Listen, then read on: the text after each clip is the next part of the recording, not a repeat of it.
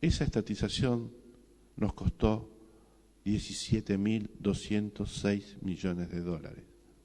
Repito, 17.206 millones de dólares. Porque se tomó y se aceptó deuda que, aun cuando se auditó y se demostró que era fraudulenta, que no existía, porque en algún caso hasta no existía el acreedor,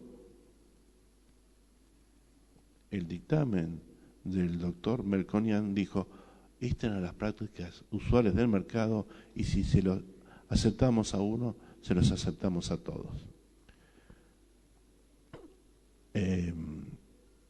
Yo le he pedido como auditor al señor juez que, habiendo escrito el doctor Cavallo un libro que se llamaba Economía en tiempo de crisis, que se publicó en el año 87 y después se volvió a publicar en el 89, el doctor Cavallo dice: yo no estaticé la deuda, fueron los que vinieron detrás mío y lo hicieron de manera escandalosa y fraudulenta.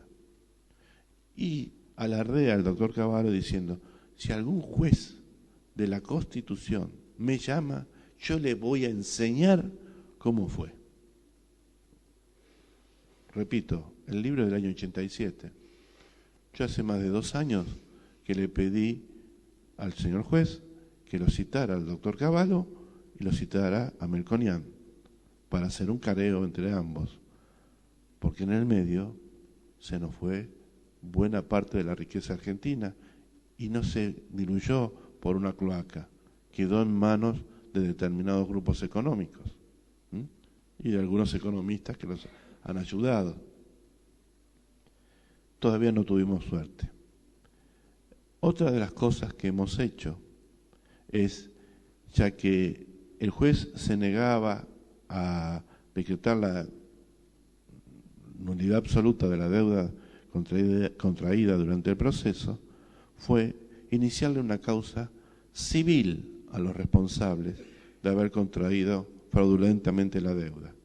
Hace 3 años que estamos dando vuelta, porque hasta la Cámara le ha pedido al juez que dictamine el inicio de la cuestión, para que los responsables civiles, militares y todos los presidentes del Banco Central, todos los directores del Banco Central y todos los ministros de Economía durante la época de la dictadura respondan con su patrimonio personal por los estragos producidos al pueblo argentino.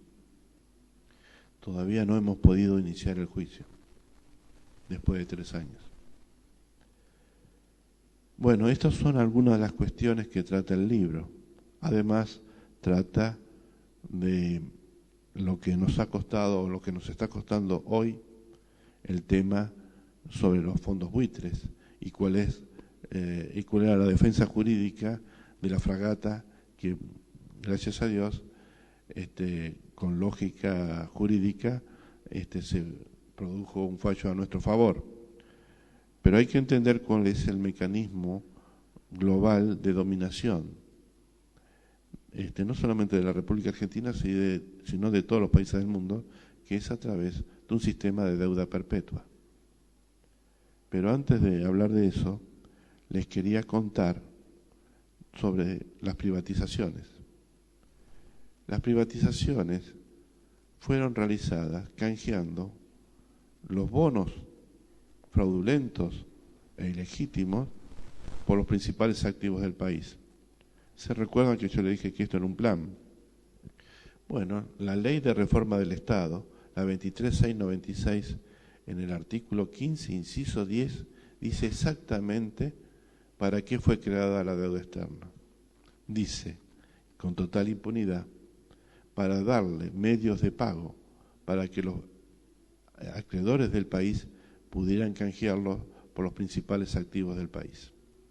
Es decir, se fabricó fraudulentamente una deuda para después malvender el patrimonio público.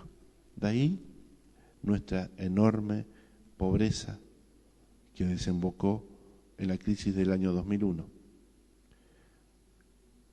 ¿Cuánto se cobró o se recaudó mediante las privatizaciones? Si lo tomamos los bonos a valor nominal, fueron 26.000 millones. Si lo tomamos a cuánto cotizaban los bonos, 17.000 millones. 17.000 millones.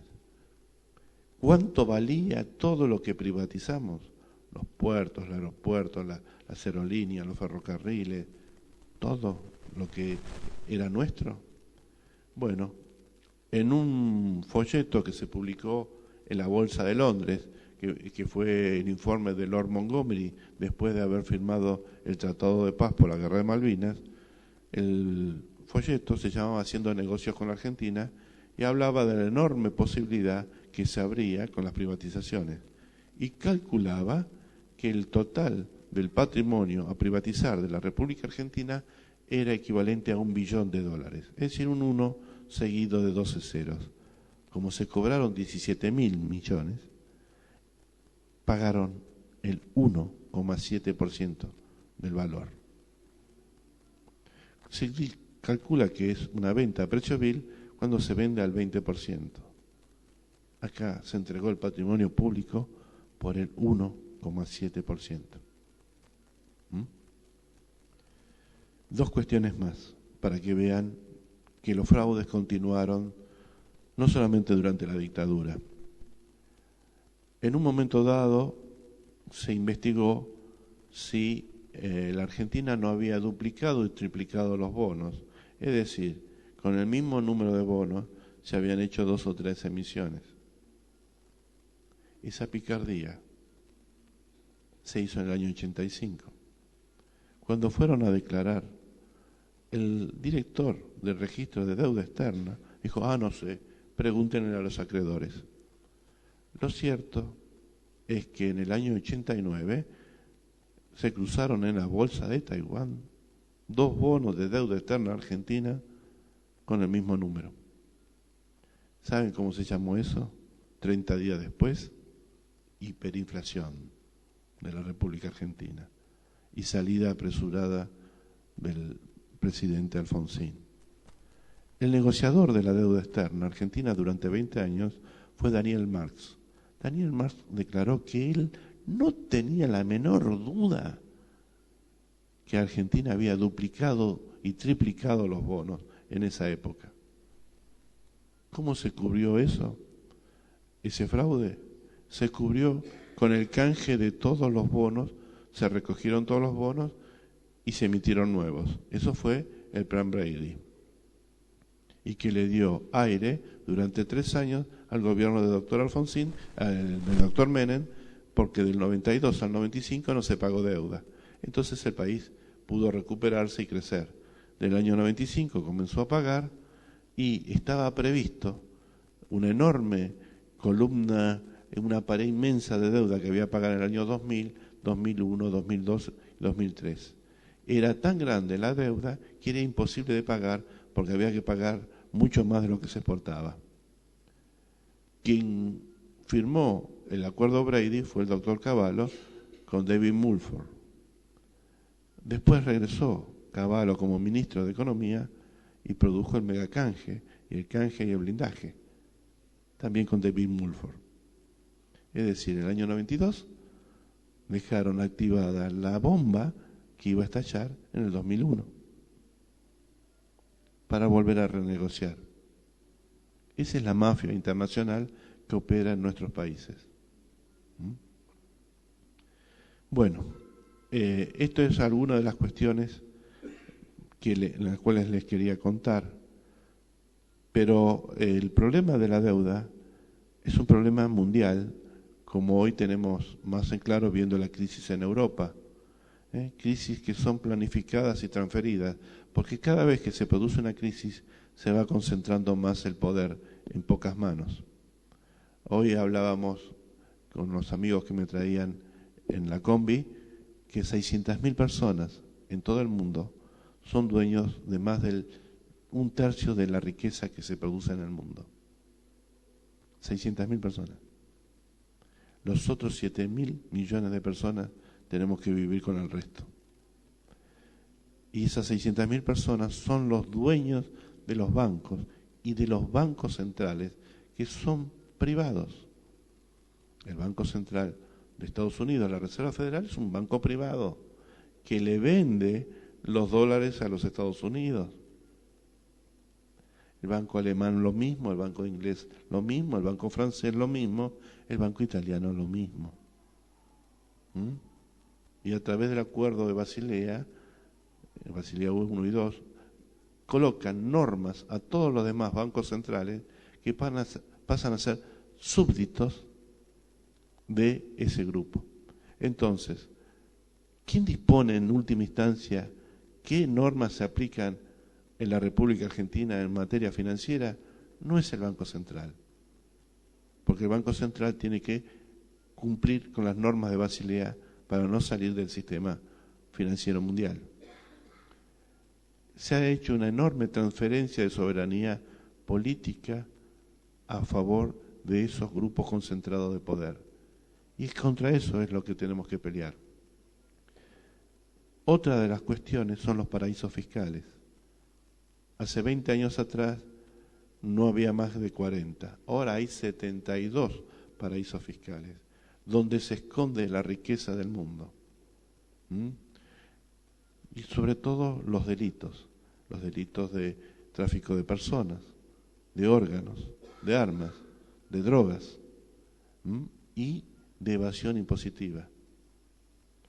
Esos son los verdaderos ejércitos en los cuales se les va destruyendo la economía de los pueblos y de las regiones, porque los evasores se les facilita a través de los bancos la fuga de capitales. Miren una cuestión. Tomando en cuenta en el 76, por cada dólar de deuda que existía, había 20 centavos fugados. Hoy hay 2 dólares fugados por cada dólar de deuda. Es decir, se produce un reciclaje, y no esto es producto de la Argentina, es el producto en el mundo. Se contrae deuda para financiar la fuga. Es decir, ingresa por un lado, el país o el Estado toma la deuda, toma el compromiso, pero por otro lado los mismos bancos facilitan la fuga, con el cual el país queda privado de recursos tributarios para hacer frente a esa deuda. En el fondo están tratando de destruir los estados-nación, para que esto sea regiones, y los estados sean meros títeres de estos poderes mundiales. Para eso es que se creó la deuda externa argentina y la deuda externa latinoamericana. Cuando nosotros nacimos supuestamente como país libre, lo primero que se hizo, o de las primeras acciones, ya por 1825, fue contraer un empréstito. Inglaterra, cuando reconoce la independencia latinoamericana de 8 países latinoamericanos, le impone 2 cuestiones, o 3. Primero, un tratado de libre comercio y perpetua amistad. Una verdadera ligación. Dejamos de ser dependientes españoles para ser británicos. Y aparte del tratado de perpetua amistad y libertad de comercio, se nos inculcó, nos metió una deuda. En el caso de Argentina fue el empréstito de la Baring Brothers, que muchos historiadores comentan que empezó en 1824 y se terminó pagando en 1904. Así que todo el continente latinoamericano nació a la supuesta vida independiente con libertad de comercio y en deuda. Hubo un informe en el Congreso de la Nación en el cual se señalaba con nombre y apellido los fugadores de esos fondos, empresas o particulares, y jamás se hizo una acción jurídica o judicial para reclamar por esos fondos. Si la Argentina hubiera reclamado esos fondos judicialmente, la AFIP le podría haber pedido al fisco español que Repsol pagara los impuestos que evadió. Y lo hiciera con las normas penales en materia tributaria, o de nuestro país o el de España. Y le aseguro que las normas tributarias españolas, como las de la mayoría de los países serios y centrales, son más duras, que incluyen la cárcel y la confiscación de bienes. Pero mientras se sustancia la cobranza, el fisco, que es requerido, tiene que dar garantía de cobro. Entonces, nosotros no lo podemos hacer solos, un país solo. Un continente, tal vez sí pedirle garantía de cobro a los países centrales, por lo que sus organizaciones delictivas, económicas, nos han saqueado. Ahí tiene la solución al problema de la deuda, porque con una parte solamente del cobro se cancelan las deudas. Puede ser que seamos deudores financieros, lo que no cabe duda es que somos acreedores tributarios del primer mundo.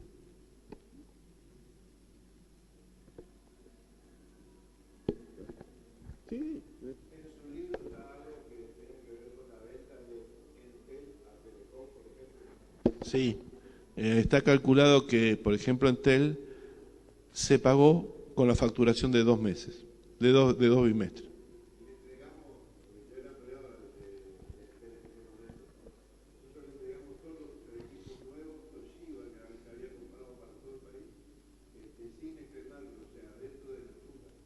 Sí, así se entregó. Aerolíneas, por ejemplo, se entregó.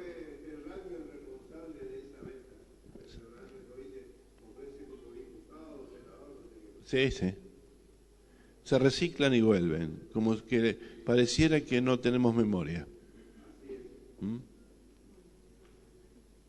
¿Qué va a hacer?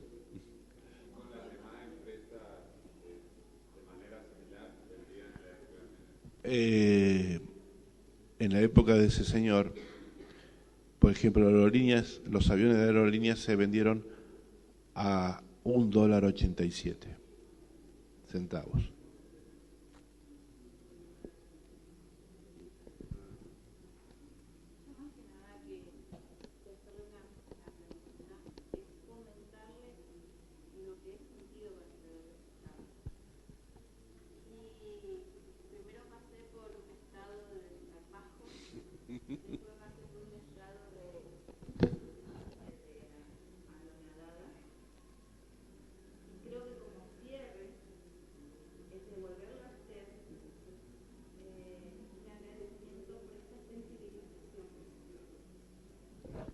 Es mi obligación.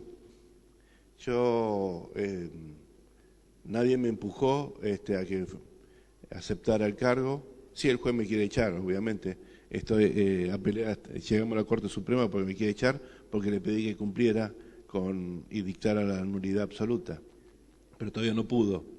Así que seguimos presentándole informes, mal que les pese. Y yo solamente acepté voluntariamente y acepté pagar los costos y las ventajas, porque una de las ventajas es poder quitarle tiempo a otras cosas, pero sí recorrer el país y uno a uno, aunque sea, de los argentinos vaya viendo el porqué de nuestra dependencia y el porqué de nuestros males. Y algunos costos uno tiene que pagar siempre. No, gracias a ustedes por estar. Así que